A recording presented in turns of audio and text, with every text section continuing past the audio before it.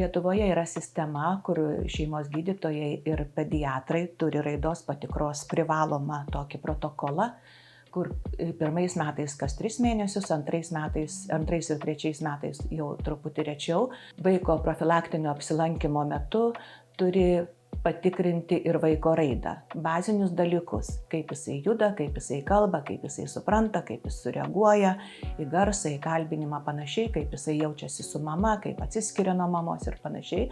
Tai čia yra toks Lietuvoje priimtas bendras protokolas ir jeigu šeimos gydytoja neįtaria kokiu nors dalyku, tai tada tikrai turbūt nereikia nieko tikrintis, bet yra kitas atvejis. Kartais tėveliams būna daug nerimo, kartais jie nežino, ypač pirmą vaikiuką turintys tėveliai tikrai nežino, kaip galėtų būti, kaip turėtų galbūt būti, kokie jie yra tėvai.